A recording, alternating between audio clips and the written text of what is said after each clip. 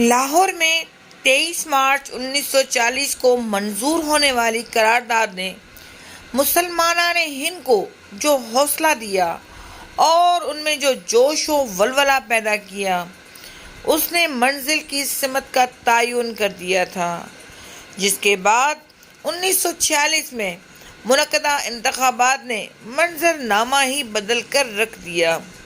اس سال 9 اپریل کو دہلی کنونشن منعقد ہوا، جسے لاہور کے اجلاس کا تسلسل بھی کہا جاتا ہے۔ اس نے قیام پاکستان کی راہ ہموار کر دی۔ قیام پاکستان کے بعد ہم ہر سال 23 تاریخ کو یوم پاکستان کے طور پر مناتے ہیں۔ اسی موقع پر وہ قرارداد پیش کی گئی تھی جس میں مسلمانوں کے لیے ایک علیحدہ وطن کے قیام کا فیصلہ کیا گیا تھا۔ اس قرارداد کی منظوری کے صرف 7 سال کے بعد ہی ہندوستان کے طول و عرض میں بسنے والے پاک سرزمین کی آزاد فضا میں سانس لے رہے تھے۔ بر صغیر کی تقسیم ایک غیر معمولی واقعہ اور تحریک پاکستان ایک عظیم الشان تحریک تھی، جس کے پس منظر میں جائیں تو آغاز محمد بن قاسم سے کیا جا سکتا ہے۔ سندھ کے راستے بر صغیر میں مسلمانوں کی آمد اور مختلف خاندانوں کے بعد مغلیہ سلطنت کا قیام اور بعد میں انگریزوں کا قبضہ ایک طویل باب ہے، جس میں ہندو لیڈروں کی یہ کوشش رہی کہ کسی طرح وہ مسلمانوں کو اپنا محکوم بنا سکیں اور ہندوستان پر راج کریں۔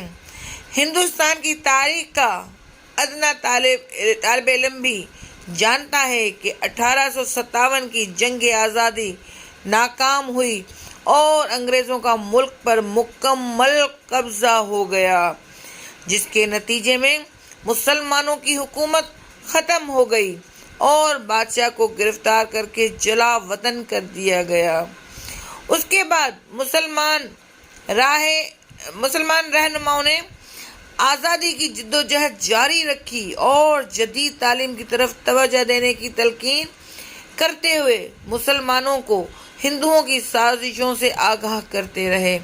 انہوں نے اکابرین نے انڈین نیشنل کانگریس کے ارادوں سے بھی ہمیں باخبر رکھا، اور وہ وقت آیا جب 1906 میں نواب وقار الملک کی صدارت میں ڈھاکہ میں مسلمانوں کا اجتماع ہوا اور نواب آف ڈھاکہ نواب سلیم اللہ خان کی تحریک پر مسلمانوں کی سیاسی جماعت مسلم لیگ قائم ہوئی۔ بعد میں جب قائد اعظم محمد علی جناح نے اس کی قیادت اپنے ہاتھوں میں لی تو علیحدہ وطن کے حصول کی کوششیں تیز تر ہو گئیں۔ علامہ اقبال نے 1930 میں الہ آباد کے مقام پر مسلم لیگ کے سالانہ اجلاس میں اپنے صدارتی خطبے میں مسلمانوں کے لیے آزاد وطن کا تصور پیش کیا۔ ہندوؤں اور کانگریس کا رویہ شروع ہی سے نامناسب تھا اور وہ مسلمانوں کو قوم کی حیثیت سے تسلیم کرنے کو تیار نہیں تھے۔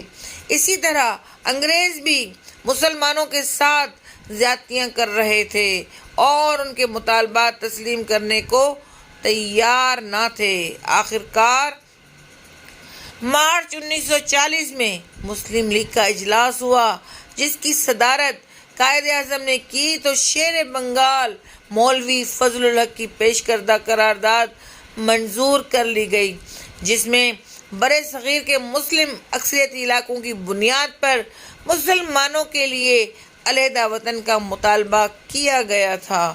یہی قرارداد اس جدوجہد اور تقسیم کے بعد قرارداد پاکستان کے نام سے مشہور ہوئی۔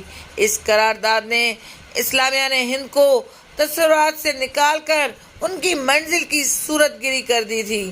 قائد اعظم نے اجلاس میں کہا، ہندو اور مسلمان الگ الگ فلسفہ مذہب رکھتے ہیں، دونوں کی معاشرت جدا جدا ہے اور دونوں کا ادب ایک دوسرے سے مختلف ہے، ان میں باہمی شادیاں نہیں ہوتی، وہ ایک دوسرے کے ساتھ کھانا بھی نہیں کھاتے۔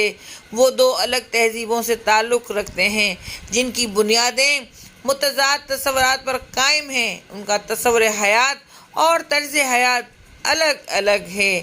یہ حقیقت بالکل واضح ہے کہ ہندو اور مسلمان دو مختلف تاریخوں سے وجدان اور ولولہ حاصل کرتے ہیں۔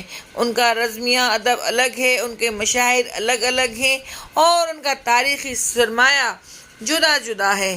اکثر ایسا ہوتا ہے کہ ایک کے ہیرو دوسرے کے دشمن ہوتے ہیں اور اسی طرح ان کی فتح اور شکست ایک دوسرے کے لیے مختلف حیثیت رکھتی ہے۔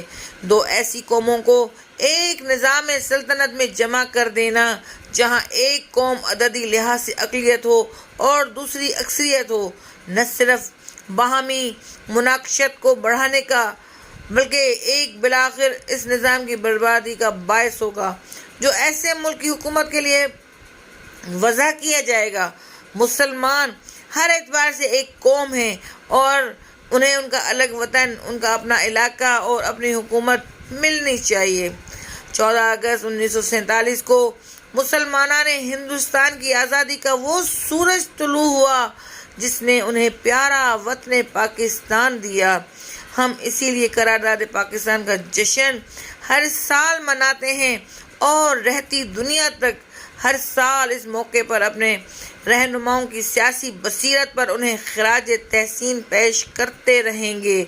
آج ہم کسی کے غلام نہیں بلکہ آزاد قوم ہیں اور پاکستان میں ہر فرد اپنی مرضی اور عقیدے کے مطابق زندگی بسر کر رہا ہے۔ یہ دن ہمیں یاد دلاتا ہے کہ اتحاد، تنظیم اور یقین محکم کے اصولوں پر عمل کر کے ہم نے اپنی منزل حاصل کی تھی اور آج ہمارا فرض ہے کہ اپنے ملک کی ترقی اور استحکام کے لیے کام کریں اور آپس میں پیار محبت کی فضا کو پروان چڑھائیں، ملک میں امن اور بھائی چارے کو فروغ دینے کے لیے اپنا کردار ادا کریں۔